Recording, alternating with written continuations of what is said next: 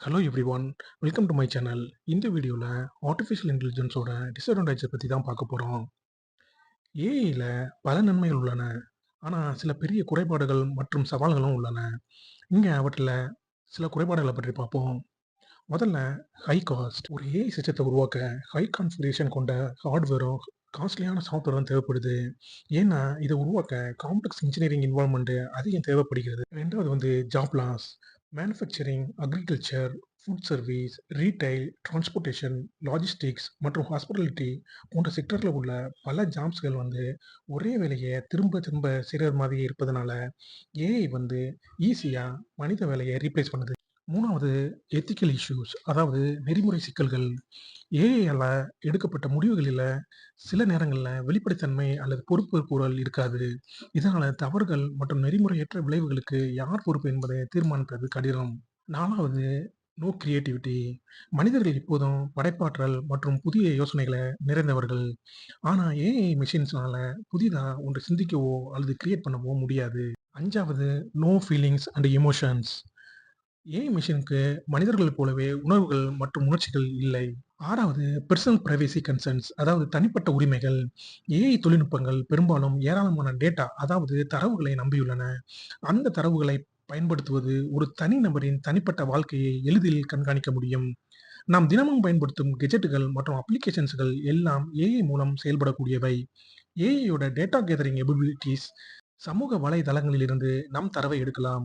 இப்படி அங்கீகரிக்கப்படாத தகவல்களை எடுத்து தவறாக பயன்படுத்துவது கடுமையான விளைவுகளை ஏற்படுத்தும். 7வது black box problem. AI system learn பண்றதுக்கும், ரிசல்ட்ட ப்ரொடியூஸ் பண்றதுக்கும் அதிகப்படியான டேட்டாவ யூஸ் பண்ணுது. ஏஐ சிஸ்டத்துல யூஸ் ஆகுற டேட்டா நிறைய நியூரல் நெட்வொர்க்ஸ் வழியாக சென்று அதை மாற்றி அமைப்பதால, அது எவ்வாறு வேலை செய்கிறது என்பதையும், அதனால் ஏதாவது சிக்கல்கள் ஏற்பட்டால் அவற்றின் மூலத்தை கண்டறிவதும் மிகவும் கடினம். இதனால சிஸ்டம் எவ்வாறு செயல்படுகிறது, அல்காரிதம் சரியாக என்ன செய்கிறது மற்றும் ப்ராசஸ் அதாவது செயல்முறையின் போது அது என்ன முறையை பயன்படுத்துகிறது என்பதை புரிந்து கொள்வதற்கு வழி இல்லை. ஒரு தெளிவு இல்லாததால் இது பிளாக் பாக்ஸ் ப்ராப்ளம் என்று அழைக்கப்படுகிறது. No out of box thinking. Smarter AI based மெஷின்கள் கூட அவுட் ஆஃப் கான்டெக்ஸ்டில் சிந்திக்கவோ, வேலை செய்யவோ முடியாது.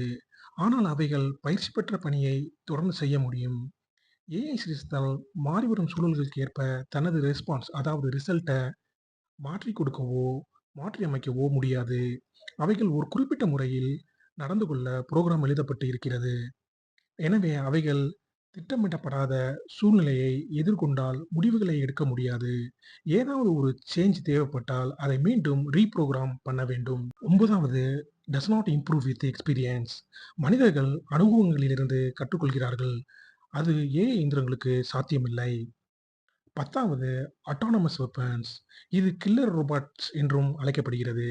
தொழில்நுட்ப ரீதியாக முன்னேறிய பெரும்பாலான நாடுகள் தங்களை பாதுகாத்துக் கொள்வதற்காக இந்த அட்டானமஸ் வெப்பன்கள உருவாக்கி வருகின்றன.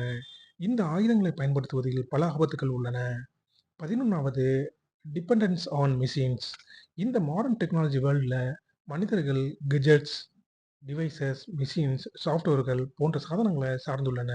இதனால் அவர்கள் தங்களின் திறமைகளை அதிகம் பயன்படுத்தாமல் போவதற்கு வாய்ப்பு உள்ளது. That's all. Thank you. Thanks for வாட்சிங்.